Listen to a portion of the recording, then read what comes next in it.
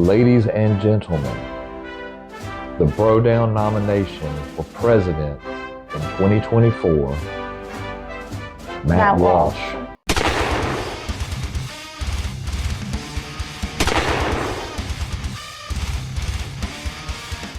When I saw that Matt Walsh had put this out, I was ecstatic because I haven't downloaded his podcast, which I normally listen to on my insanely long commutes. Every day I listen to Matt. Matt is amazing. He is blunt. He doesn't pull punches, and deep down he knows that indoor dogs are freeloaders. And he is literally carbon copy of, If I believed in the spirit animal nonsense, Matt Walsh would be my spirit animal.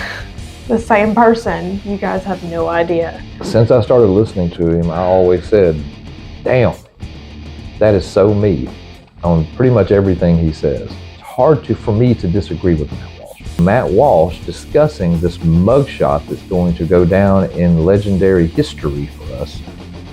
And I'm dying to hear what he has to say. So I'm tired of waiting and I'm tired of talking. Let's do this. Last night, for the first time in American history, we all collectively laid our eyes on a mugshot of a former president. Donald Trump was officially arrested at Fulton County Jail in Georgia. Unlike with the other 900 indictments, this time they decided to take and publish his mugshot. Now, there was, of course, no legitimate reason to take a mugshot of a former president. The whole purpose of a mugshot is to provide law enforcement with photographic documentation of the suspect so that they know what he looks like. And it makes sense that police, the jail needs to know that. But Donald Trump happens to be the most recognizable and famous person in the world, possibly in the history of the world, arguably. When he shows up for trial, they aren't going to, have to refer back to his mugshot to make sure it's really him. There isn't going to be anyone saying, wait, is that Donald Trump? It's hard to tell. Pull up his mugshot. So why did they take this step? What was the point? The point, of course, was pure humiliation and vengeance. It was also to give the DA, Fani Willis, a political trophy to put on her wall. It's something that she wants to use when she inevitably runs for Senate or governor in a few years, which of course we all know she's going to do, and that's a big part of the reason why all this is happening right now. Of course, it all backfired, as it was always destined to. The mugshot instantly became an iconic image, and in all the ways that the left doesn't want it to be an iconic image, and it had exactly the effect that any half-conscious political observer knew it would have, which is rallying the base around Trump. Exactly. Trump is now fundraising off of the image, and smartly so, and will likely raise many millions of dollars just from the mugshot alone. He already has raised millions. Sell a lot of merch. In fact, too. We can say that if Donald Trump does manage to get elected to the presidency again, Fani Willis will be largely responsible for it. She is the most effective campaign manager Trump has ever had, even if unintentionally. But even if this all obviously works to Trump's advantage, that doesn't make it any less outrageous or infuriating. Nor should we be distracted from the lessons that this moment is trying to teach us. And the most obvious one is that the left they are beyond caring about even the pretense of legitimacy, something they used to pretend to care deeply about. In fact, through this whole ordeal, they're not even acting like they've stopped some grave threat to democracy because they know they've done the exact opposite of that. They are just wielding raw political power for the sole lawless purpose of incarcerating someone who stands a very real chance of winning the presidential election in a little over a year. And that's all this is. And they're not even pretending otherwise now. In fact, many on the left don't want Trump incarcerated. They want him killed. They want him dead. This happened last night. Watch. Just a few minutes ago, Donald Trump, the disgraced ex-president, the frontrunner for the Republican nominee for president, 4 times indicted, departed his golf club in Bedminster, New Jersey. He's en route to Fulton County, Georgia, via Newark Airport, we believe. He will surrender himself for processing at an overcrowded jail with a reputation for violence and neglect. A jail that is accustomed to holding defendants facing charges up to and including violent crimes, where stabbings are frequent. Actually, 3 people have lost their lives over the last month. That's what they want. That jail is where the disgraced ex-president of these United States is heading right now. She can't contain her glee. She really can't. She's so excited. She's openly laughing about people getting shanked in jail as she fantasizes about maybe that will happen to the former president. Masturbation. We've played a lot of demented clips on this show over the years. That one is way up there. Not long ago, Nicole Wallace was running comms for the White House during the Iraq War, and back then she had to pretend to care about the deaths of innocent people at the hands of establishment Washington. Until that happens, these people will do everything they can to silence Donald Trump. MSNBC and CNN, after obsessively covering Trump's trip to Georgia all day, made a point of cutting away from his remarks when he was leaving yesterday. Watch. Regular people's lives are destroyed just by the charge. Just by the charge. Just the mere fact. Oh, here we go.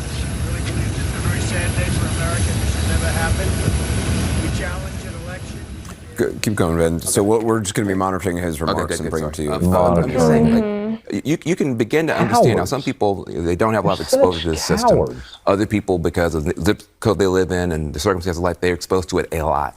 Those lights that are there, which was not the sort of thing that you usually see on an airport tarmac.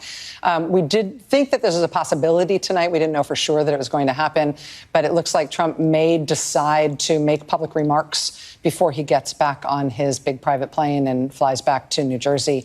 If he does that, we're not going to take those remarks live, but we will cover them for their newsworthiness. Because as we've said in the past, there is a cost to us as a news organization of knowingly broadcasting untrue things. And given his previous remarks on the subject, even though that you we are almost sure he will into speak hating on, him, we will not carry those remarks live. And you can be mad at us about it. We can take it. We're big. But we'll cover it for newsworthiness, and we'll turn it around and let you know what he says after he has made those remarks. You know, later on they say in that clip that they'll get sued if they air the remarks of the former president after his indictment. And if that was, in fact, remotely accurate, then any self-respecting journalist would air the remarks anyway. They'd fight any consequence for it in court.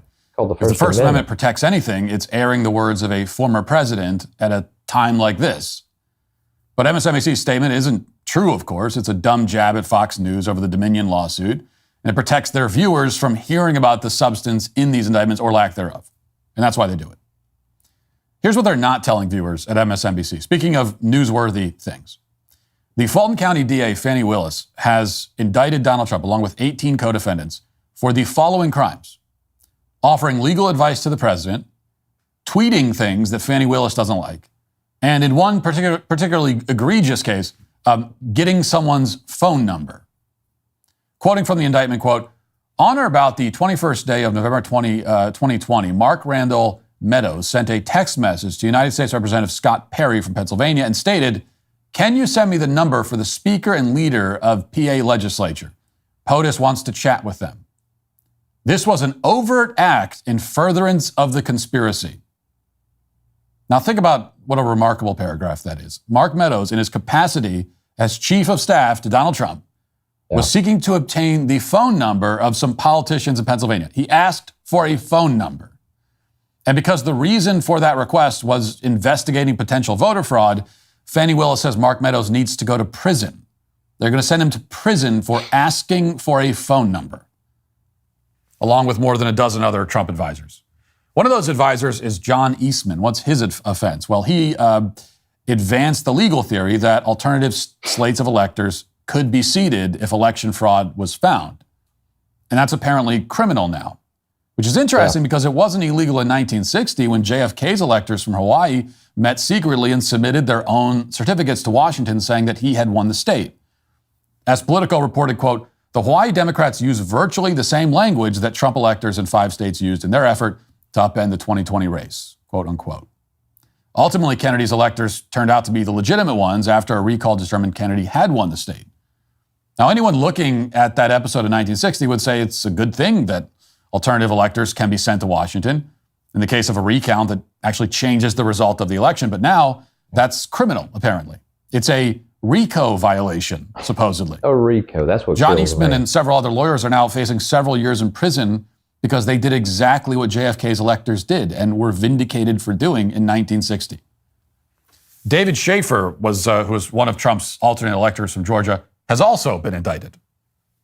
Ray Smith is facing jail time too. And what was his offense? Well, per Axios, quote, he, quote, "gathered witnesses to testify in hearings before Georgia lawmakers in December 2020 about alleged problems with the state's election." That's not allowed anymore. I mean, they're just like looking into it to see if something happened. They're trying to investigate.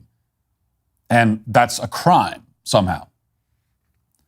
Also a crime is apparently tweeting about hearings while they're happening. Quoting from the indictment, quote, On or about the third day of December 2020, Donald John Trump caused to be tweeted from the Twitter account @RealDonaldTrump, quote, Georgia hearings now on OANN. Amazing.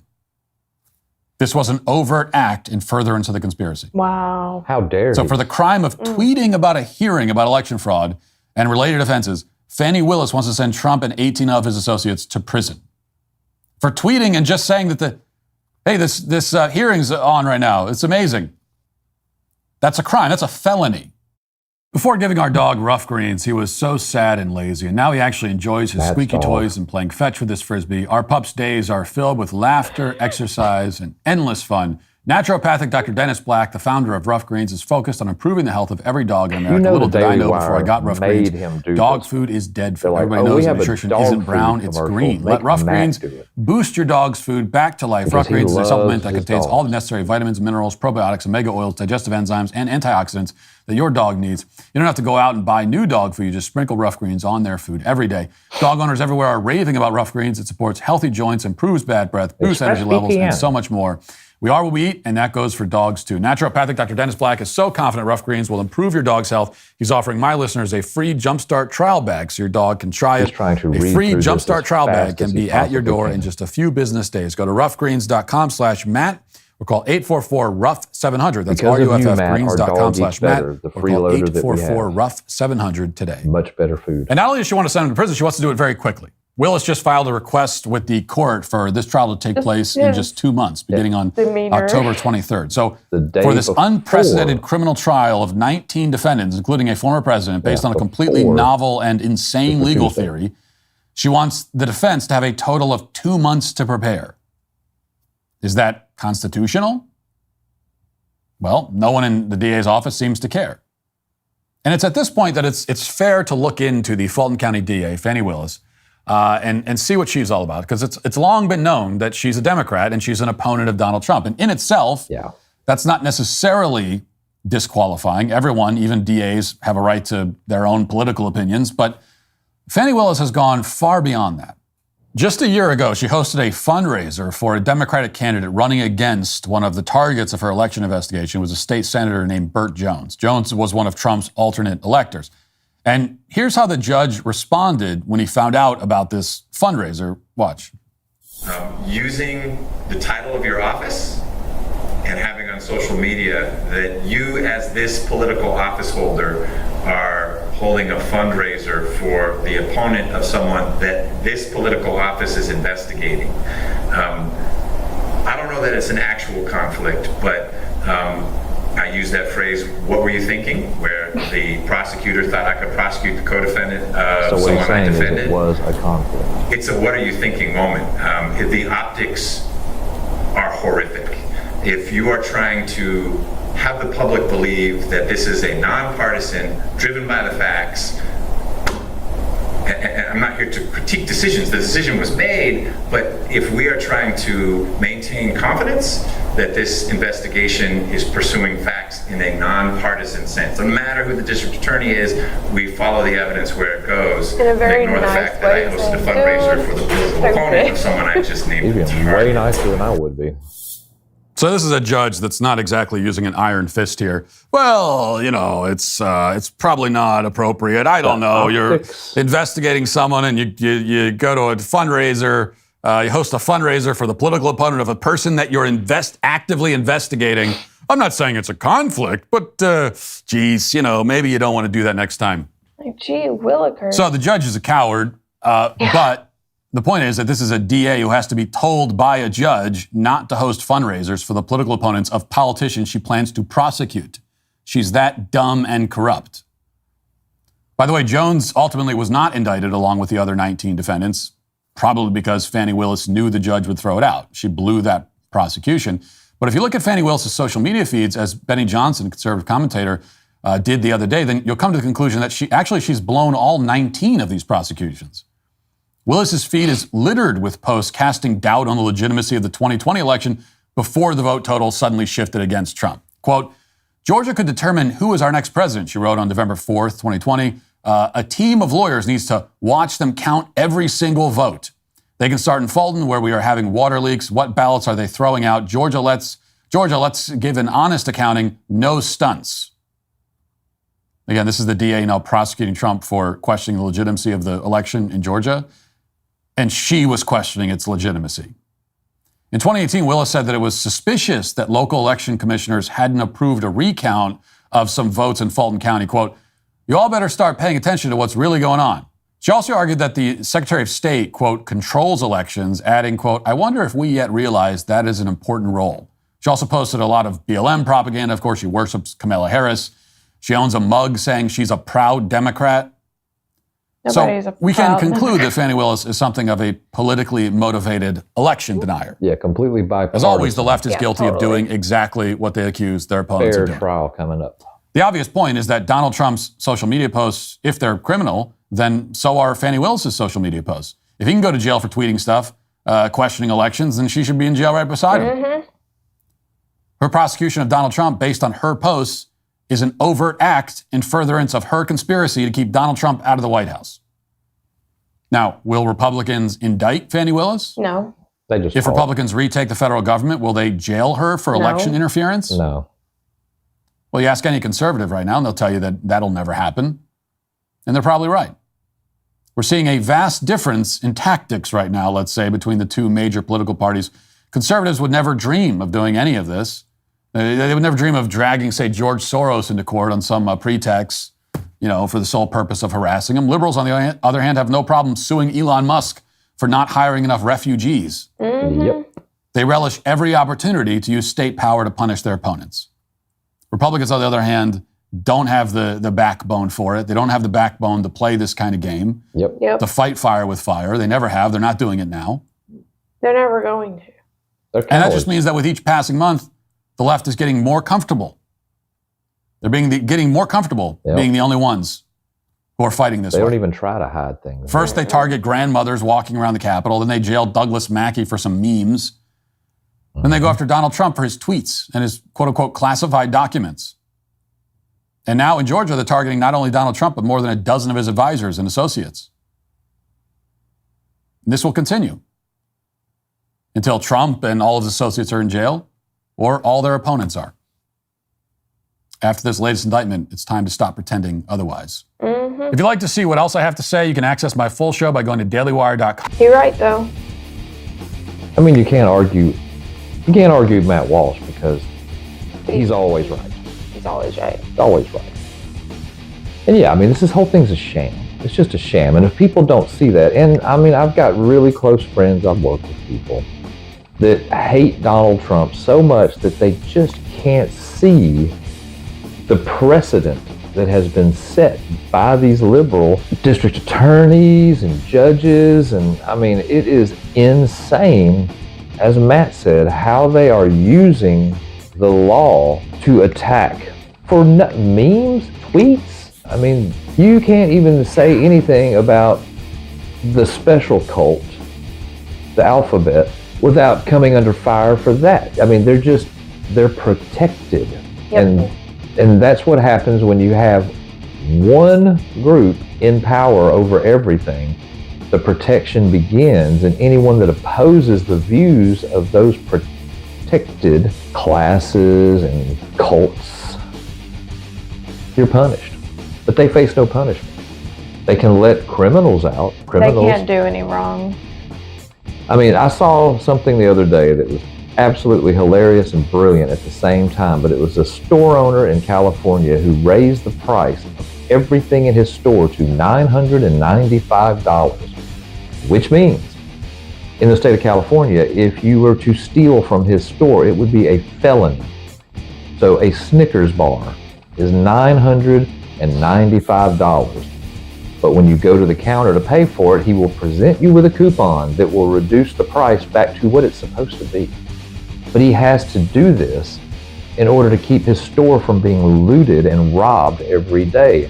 And that's because of these judges that will not prosecute these criminals and love to release violent criminals back on the street. Yeah. Especially the kind that like young kids. They love putting them back on the street.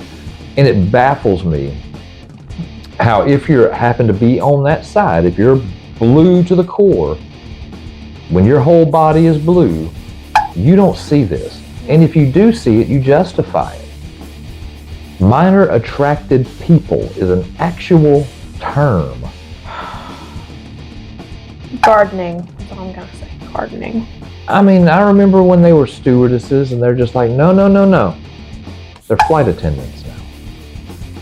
That's not your secretary. That's your administrative assistant. Okay. If you say so, that's fine. I've just grown up this way. That's just what I've always called them. Yeah, these are minor attracted people. No, they're pedophiles. They're pedophiles. We're not changing that word. Nope. And we're going to stop allowing them to change these words. Yep. Because more are coming and many are already here that people need to take a stand and say, I don't know what you're talking about. That phrase means nothing to me. Are you referring to this? Because this is what it really is. So don't try to pretty it up. Sugarcoat it. Yeah, don't try to pretty it up. It is what it is. But this President Trump going to jail to get a mugshot, and let's be honest, he never stepped foot in a cell. He was never put in gym pop like that goofy dumbass that was all giddy and laughing thinking about the murders that happened there. She's so excited that she can get her ratings, because that's what it's all about. Yep. It's all about clicks.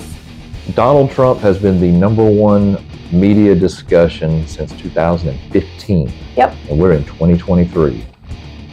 That is 8 years of never-ending Donald Trump, because that's where they get their ratings.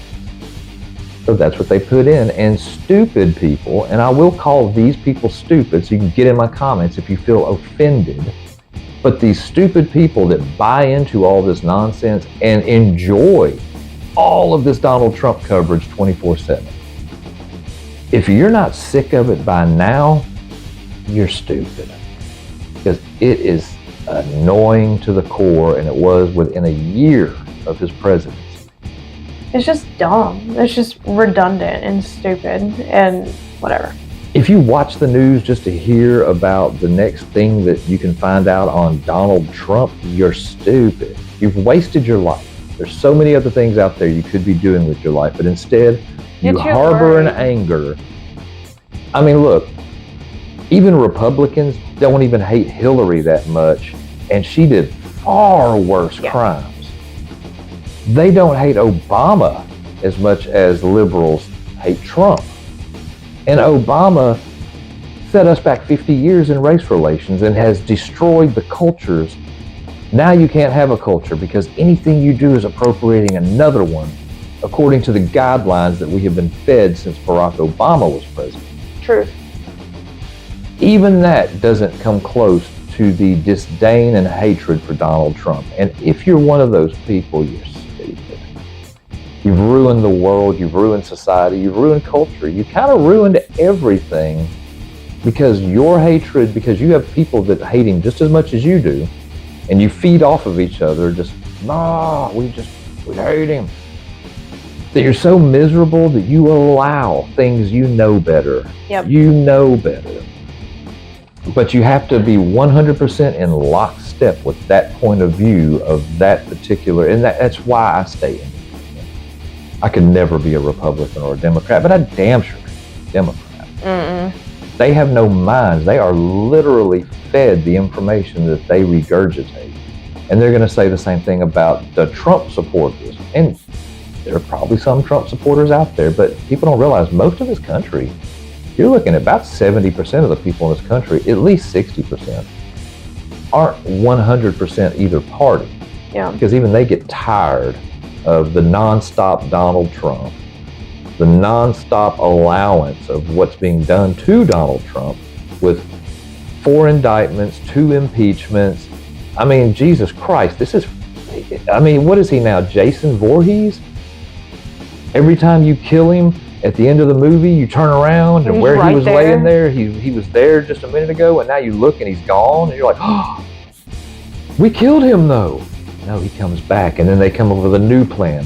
We're going to kill him this time, and then they'll kill him, but we need a Friday the 13th Part 4, so he gets up and you don't see him leave. And that's what they've done with Donald Trump. They've literally made him into a horror movie villain that Michael Myers falls out of the window, and you go out and you look at the window and you look down and you see his body there and you're like, done. We got him. And they go downstairs, and when they get there, he's gone. Cue the music, he's not there. This is what the media and liberal media and these Democrats who hate Trump have turned it into. He's a literal horror movie villain. And I don't know, I'm just tired of it. Just tired of it. We can't even talk about Hunter Biden without having a Trump. You know, Trump, but Trump. Well, Hunter had proof evidence. There's a laptop, and none of that's AI. That is really him smoking crack next to underage girls, and one we believe is Obama's daughter, and none investigation. They throw these out there, and it's not ever investigated. You'll just get a quick fact check from, Factoid or whatever the hell Facebook and all of them use to say, no, there's no proof. It's video. I'm watching it. It's right here. I can see it clearly. It's right here. Crack pipe, laying in bed, pillow, young girl. Fact check that. Fact check. Who takes selfies doing that? It just, never mind. I forgot who we were talking about. Privileged people take selfies like that. Stupid people. And it's not a race privilege. No, it's just stupid. Race privilege. People are stupid. That is nothing compared to the amount of privilege you get when you got money. If you're Dwayne Wade, you can turn your son into a daughter and be cheered and so brave.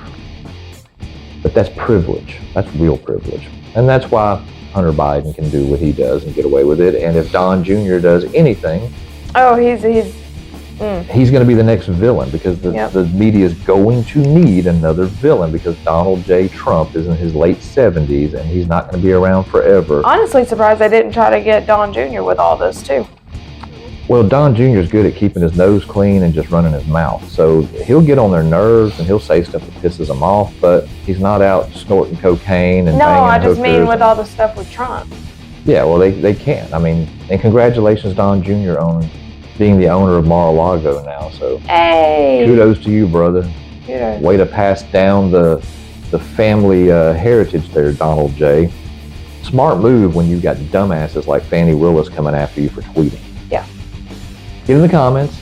Let's have this discussion. Are you stupid? I'm genuinely curious if you still are into all this Donald Trump nonsense bashing. Does he bother you that bad? Jesus Christ, I was paying $1.70 a gallon for gas, and I could go buy a 4-pack of Totino's pizzas for $4. He's going to harp on the pizzas thing. I'm still mad about that. Until the end of days. No, we ate Totino's pizzas. We got a 4-year-old. I mean, that's gold. That's $1 bar of gold. Yeah, now I want a Totino. Well, now you're going to pay $3 for one because Bidenomics have kicked in because Donald Trump's the bad guy. Yep. Like, share, subscribe, do the thing. Do the thing. And until the next time, guys, as always, come at me, bro. The Brodown is over. Let's bro out!